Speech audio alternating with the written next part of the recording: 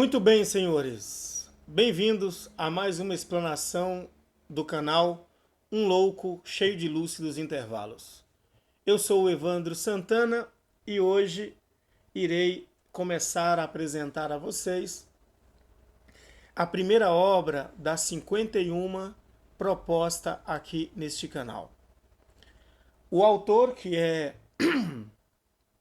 Graham Greene, já foi apresentado aqui, a pessoa de quem se trata,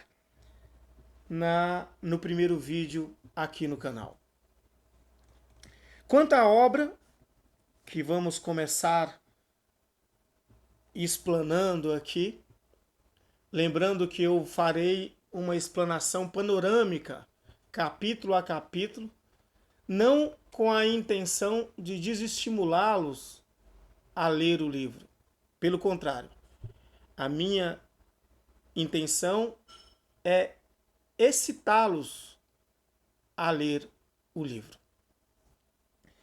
E essa primeira obra é a obra O Poder e a Glória. É uma obra a mais importante e mais aclamada do Greene, que é uma obra que não só teve um papel fundamental no seu processo de conversão pessoal ao catolicismo, como é uma obra que inspirou também a conversão de muitos outros, pessoas importantes e também as menos conhecidas, né? Dentre elas, um grande poeta escocês, George Mackay Brown. Foi um poeta que se converteu ao catolicismo graças à obra O Poder e a Glória. Qual é o contexto histórico desta obra? É uma obra ficcional inspirada numa viagem em que o Greene fez ao México, no sul do México, em 1938, em que ele foi ali tentar entender como se dava ali a perseguição religiosa daquela época, sob o poder do governo do presidente Calles, que subjugou a população mexicana, as leis seca e a proibição da doutrina católica. O Greene foi ali avaliar isso, ali por meados de abril, ficou 2 meses ali por duas cidades, que eu não vou lembrar o nome agora, no sul do país, e nesses 2 meses saiu como fruto esta preciosidade que particularmente eu acredito que seja O Poder e a Glória.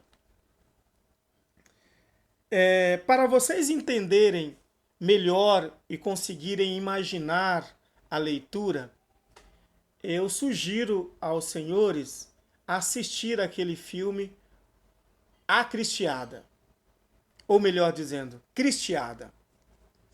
Cristiada é um filme que vai retratar de como se deu esta perseguição religiosa, cuja a pena máxima era o fuzilamento, que nós vamos acompanhar aqui na obra.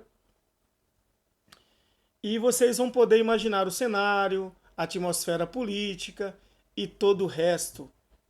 Principalmente, já vou me adiantar, existe um pequeno mártir chamado José Chances, que está lá na Cristiada. É um mártir adolescente que é martirizado aos 13 anos de idade. Esta mesma história do José Chances está sendo contada no segundo capítulo do Poder e a Glória por uma senhora que está ali lendo a história do José Chances escondido para suas 3 crianças. Lembrando que esse mesmo personagem que essa senhora está lendo dentro da obra do Greene está com o nome de Juan, né, como mártir. É importante vocês fazerem essa verificação assistindo Cristiada, porque o que está nos bastidores ali é um movimento de conversão ao catolicismo, como pano de fundo, uma personagem da igreja fantástica, que é a Nossa Senhora de Guadalupe. Sendo repetitivo aqui, o Juan, que é personagem de um livro, que dentro do livro do Grimm, que a mãe está contando para os seus 3 filhos, é uma personagem histórica e que vocês podem ver, acompanhar literalmente como se deu a história na vida de Nossa Senhora de Guadalupe. Tá? Dito isto, na ambiência ali política e da sua perseguição religiosa, passemos para a obra em si. Primeiro é importante dizer que a obra é dividida em 4 partes. As 3 primeiras partes contêm 4 capítulos e a 4ª parte tem apenas um único capítulo conclusivo. Certo? Então vamos para o primeiro capítulo propriamente dito, que é o porto de O Poder e a Glória. Logo nas primeiras 3 linhas, o autor já nos fala que é um ambiente onde existe abutres sobrevoando e pousando ali no local. A simbologia do abutre, ela tem em várias culturas o sentido de morte e ao mesmo tempo de purificação. E neste capítulo específico nos é apresentado inicialmente 2 personagens. O primeiro é o dentista Senhor Tente. O Senhor Tente é um homem que leva uma vida totalmente vazia. Inclusive no livro diz assim: a vida do Senhor Tente é o calor e o esquecimento, deixar para amanhã o que pode fazer, o que poderia fazer hoje e receber adiantado. É um homem totalmente materialista, ateu. E aqui a ambiência, o ambiente permeado por morte, não é somente pela morte física, mas também pela morte simbólica, espiritual e existencial. E esta morte simbólica nós vamos logo perceber no ser do Senhor Tente, o dentista. Ele vai encontrar com um estranho no porto, e esse estranho, nesse primeiro capítulo, é seu antagonista. Já dá para entrever ali que é um homem que acredita na vida eterna, ele está levando uma válise que ele vai chamar de remédio, e nos capítulos subsequentes vamos entender que remédio se trata. E ele não se identifica, ele é apenas um estranho, só que tudo intui que é a personagem principal do livro. E essa personagem principal é um padre bêbado e que está em pecado mortal, buscando se confessar. E ele, ali no México, ele é o último padre, porque todos os outros ou foram fuzilados ou se submeteram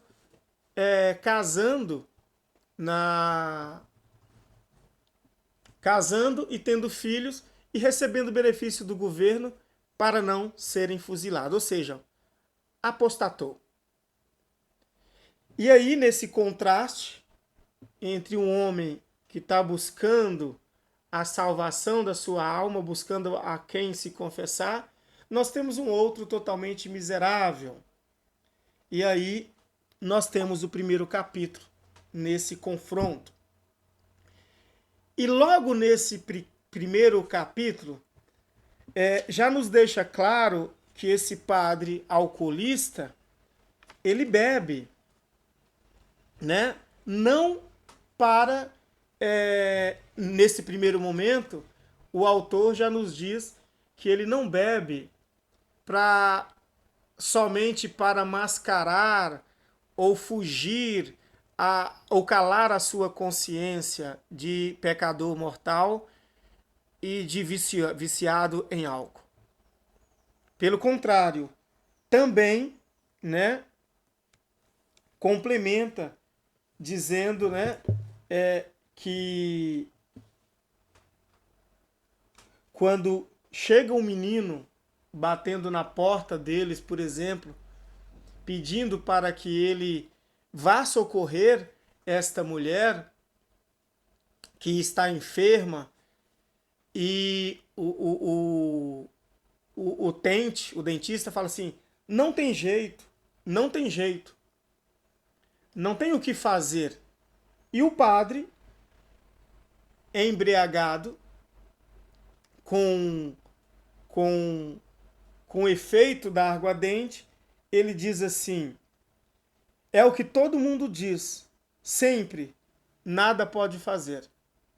E ele vai buscar essa mulher, ou tentar fazer alguma coisa por esta mulher que já está enferma. E ele faz isso correndo o risco de perder o navio que vai levá-lo para Vera Cruz. Vera Cruz é a cidade a qual ali não há perseguição religiosa. E ele poderia encontrar um padre para confessá-lo e voltar a participar da graça. Mas em prol de socorrer alguém em dificuldades, ele acaba desistindo da sua própria salvação. Então esse é o cenário, né? Tanto que na página 35 da minha edição fala assim: fazia muito havia desaparecido o efeito da aguardente, e durante a marcha ao longo do pântano, que durante as chuvas se tornava intransitável. O homem sentia a obesidade, o seu espírito ao som da sirene do General Obregon. Então, quando acabou o efeito da cachaça, ele começa a entristecer, porque ele abandonou a chance de ser salvo, de alcançar Santa Cruz, Vera Cruz, para salvar alguém que ele nem sequer conhece. Então aqui fica já dito que quando o padre ele está embriagado, ele já tem mais coragem de suportar a cruz.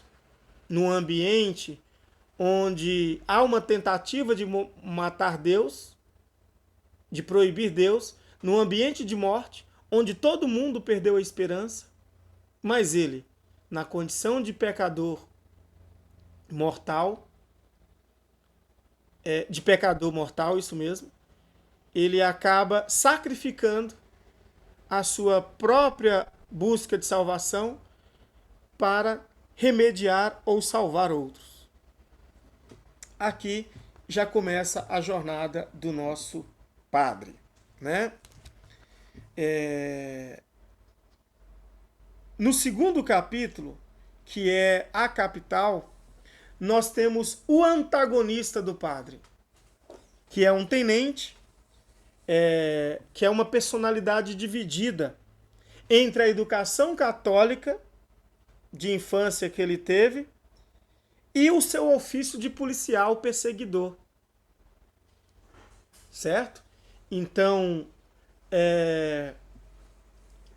ele é uma espécie de asceta, ele dorme em chão duro, come, faz jejum, e seu uniforme é impecável, porque o seu uniforme simboliza a castidade. Ele é um homem puro, ele é casto, faz penitência e jejum, não reza, mas é perseguidor de católico. Então ele é o antagonista do padre. E aqui nós temos uma personalidade dividida. Repito, entre a sua educação de infância católica e o seu ofício atual. E aí vale a pena, como diz Futon Shi em Paz da Alma, uma personalidade dividida, ela jamais pode ser feliz.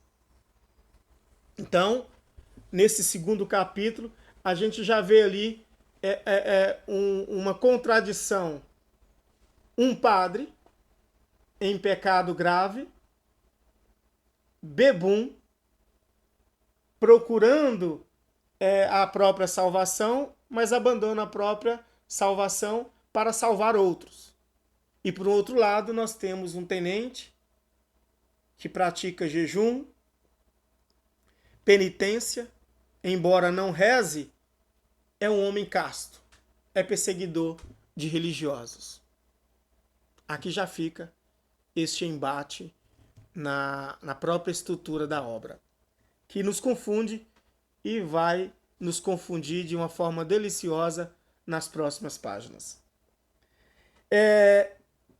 E aí, nesse segundo capítulo também, tem a apresentação do Padre José.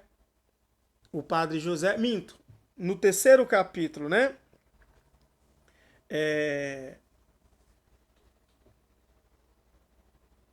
Desculpa.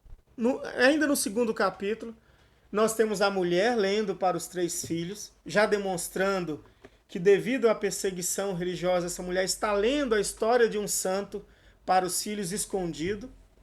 E ali entra um padre no meio do comentário, que é a apresentação do Padre José.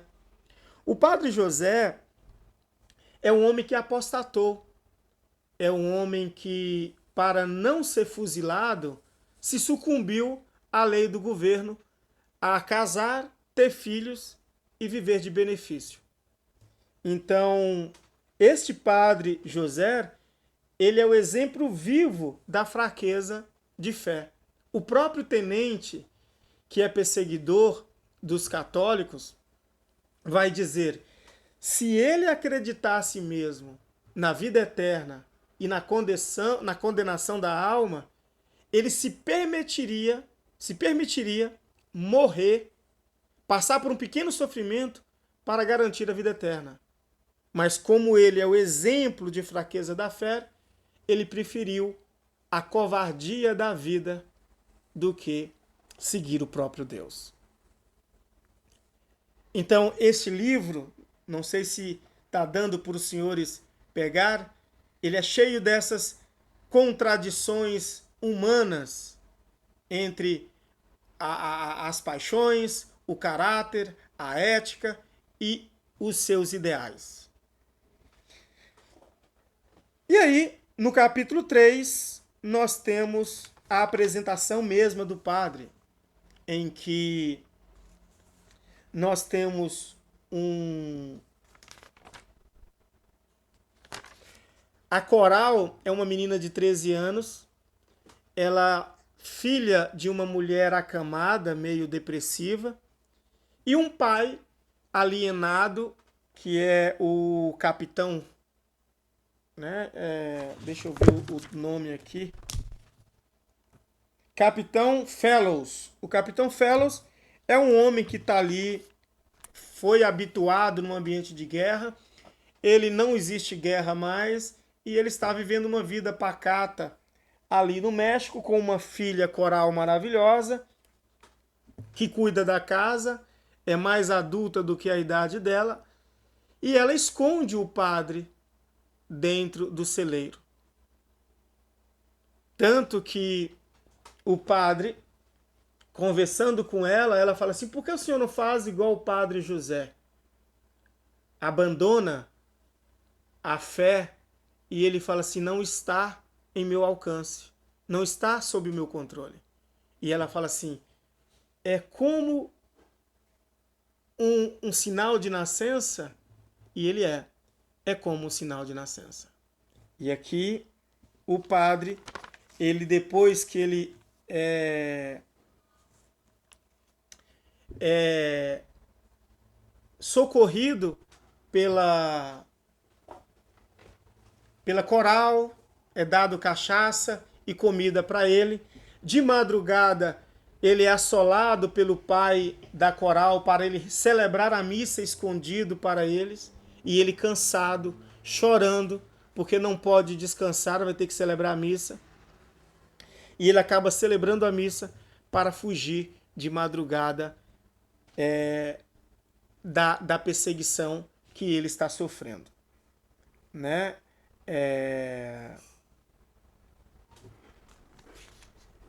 Vamos ver se tem mais alguma coisa. Não, é exatamente isso. Então o que acontece?